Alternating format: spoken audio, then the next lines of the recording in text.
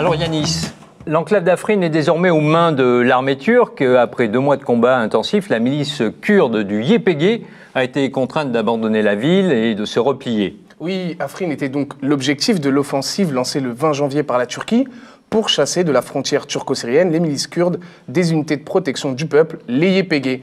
Des YPG qualifiés de terroristes par le régime d'Erdogan, mais précieux alliés des États-Unis dans la lutte contre Daesh en Syrie. L'armée turque et ses alliés, les combattants de l'armée syrienne libre, se sont donc emparés d'Afrin et ses environs. On le voit sur la carte, ils ont laissé un petit couloir ouvert pour permettre aux quelques 200 000 civils qui avaient fui la ville et sa région de revenir. Des civils qui ont déjà commencé à regagner la ville d'Afrin, car ils n'ont nulle part où aller, disent-ils.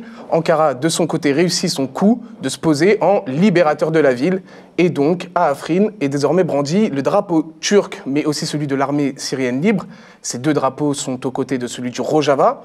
Le Rojava, je vous explique, en fait, c'est cette région au nord de la Syrie dont sont issus en grande majorité les Kurdes syriens. Le symbole est fort puisque Afrin, ville historique du PKK, était envisagée comme capitale d'un État autonome kurde. Enfin Yanis, comment la Turquie peut s'emparer d'un morceau de Syrie sans que Washington, qui soutient les Kurdes, ne proteste, sans que l'Union européenne ne proteste, et sans même que les Russes qui soutiennent Bachar interviennent.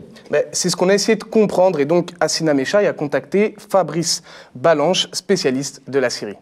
Erdogan a eu le feu vert de la Russie, parce que le ciel d'Afrin était normalement contrôlé par les Russes. Mais comme les Kurdes, le YPG, refusent d'abandonner son alliance avec les États-Unis, et que les Kurdes sont le principal allié des États-Unis dans cette affaire, Poutine et Téhéran ont dit à Erdogan, ok, tu peux y aller, donne-leur une bonne leçon, comme ça ils comprendront que les Américains ne les protégeront pas. Et s'ils veulent être protégés, il faudra qu'ils viennent demander pardon à Vladimir Poutine. C'est le plan de Poutine. Les États-Unis, qui ont utilisé YPG contre Daesh pour reprendre Raqqa, puis ils ont envoyé à Deir ez-Zor, ils étaient bien contents de trouver les Kurdes pour les faire tuer sur ces terrains. Là, ils n'ont pas bougé le petit doigt. Ils veulent pas se fâcher avec la Turquie. Entre un membre de l'OTAN et puis une milice kurde liée au PKK, les États-Unis n'ont pas le choix. Le choix, c'est la Turquie. C'est grave par rapport à leur attitude dans la région, parce que ça veut dire que si on s'allie avec les Américains, on peut être abandonné du jour au lendemain. Et l'Europe, évidemment, se tait, parce que la Turquie est toujours membre de l'OTAN, et puis surtout, il a un moyen de pression énorme sur l'Europe, c'est-à-dire les millions de réfugiés syriens qui sont sur son territoire, et qui peut laisser passer en Europe quand il en a envie. La cohésion européenne ne supportera pas une nouvelle vague de réfugiés, comme en 2015.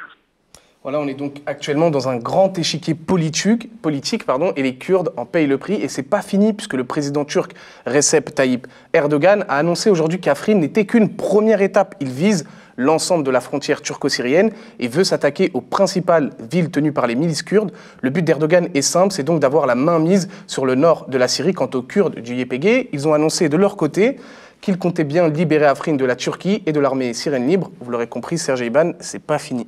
Donc il n'y a pas de protestation, il n'y a pas de menace d'intervention de qui que ce soit. Ah non, on laisse faire. Erdogan fait ce qu'il veut, en tout cas au nord de la Syrie.